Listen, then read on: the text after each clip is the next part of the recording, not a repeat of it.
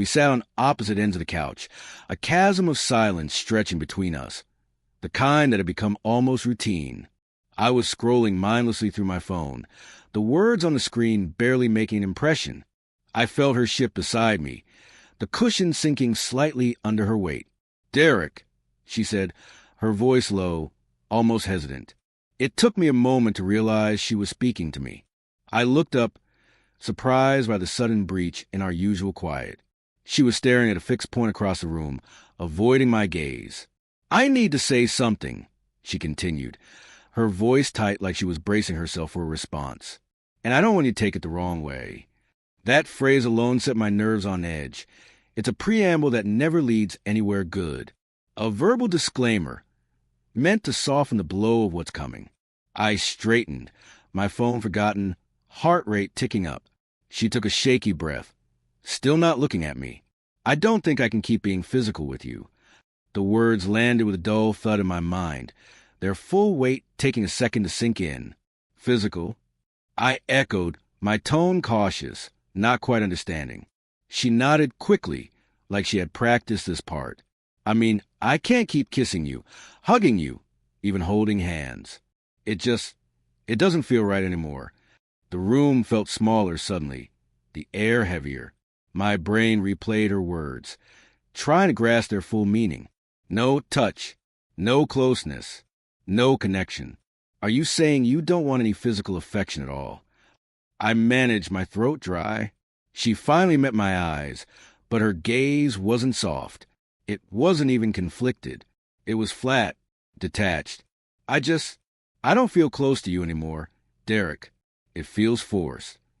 That word hit harder than anything else. Forced. It wasn't just a rejection of a single moment or gesture. It was a rejection of the connection I had been trying so hard to salvage. Every subtle reach for her hand, every kiss on her forehead before work, every moment of silent reassurance. We sat there, the space between us now a silent canyon, the sound of the outside world muffled and distant. I tried to swallow, to find the right response that wouldn't sound angry or desperate, but my mind came up blank. Finally, I stood up and walked to the bathroom, the door clicking softly shut behind me. I leaned over the sink, staring at my reflection, not for answers, but because I didn't know where else to look. My own eyes looked back at me, tired and slightly confused, as if even my reflection didn't recognize this version of me, a man whose marriage had quietly slipped through his fingers. When I stepped back into the living room, she was scrolling through her phone again, the same expression on her face, as if we hadn't just shattered whatever remained of our intimacy. I paused behind the couch, watching her, 1,000 questions bubbling up, but none making it to my lips. Instead, I simply said, "Okay."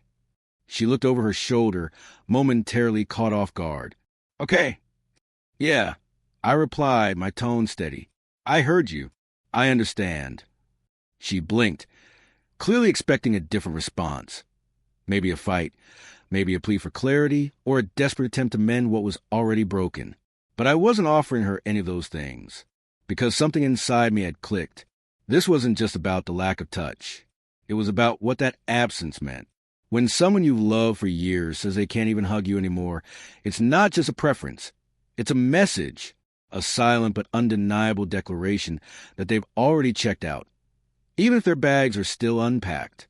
That night, we lay on the same mattress, the physical gap between us a small but symbolic reminder of the emotional canyon that had grown over months, maybe even years.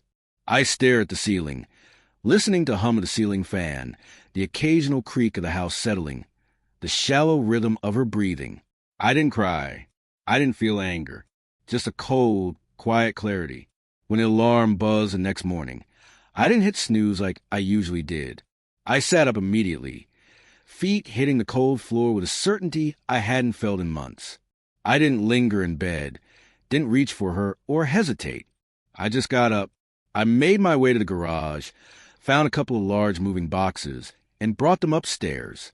I wasn't leaving the house just yet, but mentally, I was already gone.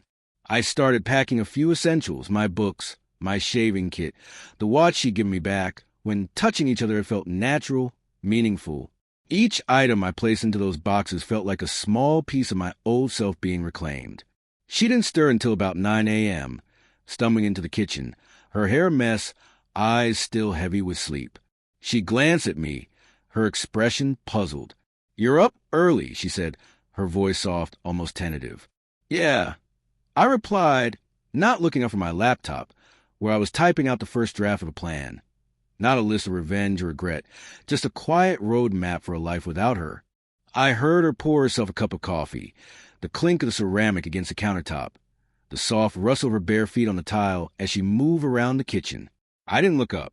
For the first time in a long while, I felt like I had my eyes firmly fixed on something other than her, on myself, on my own future, on a life that no longer revolved around a touch that had gone cold. She moved through the kitchen like a ghost, pouring herself a glass of juice, her gaze resting on me for a moment. "No kiss?" "No touch, of course," she said, her voice carrying a hint of something I couldn't quite place. I didn't look up, my focus still on the flicker of my laptop screen. "Everything okay?" she asked, leaning against the counter. Her fingers traced the glass. I paused, closed the laptop slowly, and leaned back, meeting her eyes for the first time in days. "Everything is finally clear." She frowned, her head tilting slightly. "What do you mean?" I took a breath, keeping my tone steady. "I've been trying to hold on to something you let go of a long time ago. Last night just confirmed it." Her eyes darted to the floor, a slight shift in her stance. "I told you. I didn't mean it to sound cruel. I'm just confused." "No," I said, my voice firm but calm. "You're not confused. You're certain, and I respect that. I'm not here to change your mind, but you'll have to respect my response." Her eyes narrowed slightly, her grip on the glass tightening. "What response?" "I won't chase someone who treats my affection like a burden." She fell silent, the kitchen clock ticking somewhere in the background. She'd said it so clearly that night. No more kisses, no more hugs, no more touch. It wasn't a small request. It was an emotional divorce, the kind you don't file paperwork for, just quietly enforce over time. I stood up, walking to the door with a slow, deliberate calm. "I'm not angry," I added, grabbing my keys from the counter. "I'm just done begging for something you've already withdrawn." That afternoon, I opened a separate checking account. Not a secret one, not a hidden stash, just a place to put my own money, something I hadn't considered in years. It wasn't an act of revenge, just a quiet declaration of independence. I moved my clothes into the guest room, took my toiletries too. I didn't make a scene, didn't slam doors or leave notes. I just made space for myself. When she asked why, I simply said, "Because that room no longer feels like mine." She started to notice the difference. At first, it was small, like the absence of my razor in the bathroom or the way my pillow disappeared from our bed. Then it became more obvious. She began cooking more, playing our old playlists, inviting me to sit with her during her favorite shows. I didn't resist, but I didn't lean in either. I responded with polite nods and distant smiles. I wasn't trying to hurt her. I just didn't want to pretend anymore. One night, she made lasagna, my favorite. She set the table carefully, even poured my drink without asking, the way she used to. I thanked her, ate quietly, cleared my plate, and walked away. No conversation, no tension, but no warmth either. Just a simple, detached courtesy of two people sharing a roof, not a life.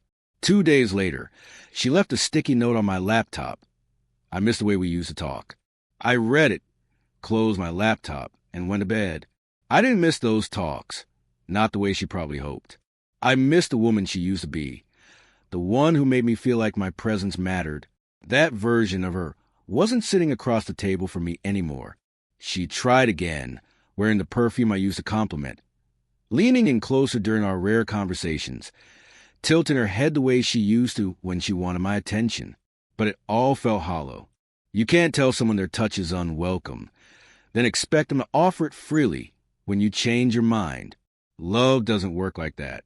It's not a faucet you turn off and on at will. About 3 weeks after that night, she sat beside me on the couch, closer than usual, letting her hand rest lightly against mine. I let her fingers linger, but I didn't close my hand around hers. She looked up, eyes glassy. "I know I've hurt you," she said softly. I nodded, my gaze still on the muted TV. "I was confused," she continued. I didn't realize how far gone I was. I turned to her, my expression calm. "And now that you do, I want to try," she whispered. "I want us back." There it was, the confession she thought would unlock some hidden part of me, the part still clinging to hope. But that part of me had long since crumbled. "I appreciate your honesty," I replied, my tone gentle but firm, "but I've already let go." Her face fell, the color draining from her cheeks. "What does that mean?" "It means I can't give myself to someone who treated my presence like background noise," I said. "You didn't just stop touching me, Emily. You stopped seeing me." Tears filled her eyes, her breath hitching.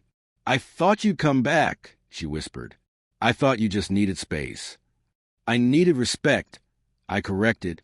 She stood abruptly, pacing the small living room, her arms wrapped tightly around herself. "I was scared," she choked out, "of being touched when I didn't feel connected." I didn't know how to explain it. "I understand," I said, my voice steady, "and I don't blame you for your feelings. But I'm not the man who stays after being emotionally starved and then called back when it's convenient." She sank to the floor, back against the wall, her eyes red and swollen. "I thought you'd always be here." I took a deep breath, leaning back against the armrest. I said, "until I realized you weren't." That night, I slept in the guest room as I had been, only this time she knocked on the door. "Can I come in?" she asked, voice small and broken. "No," I said quietly, "not tonight." I heard her footsteps retreat down the hallway, and the next morning I packed a small suitcase, not everything, just enough, when she saw me carrying it. She didn't ask where I was going. She knew.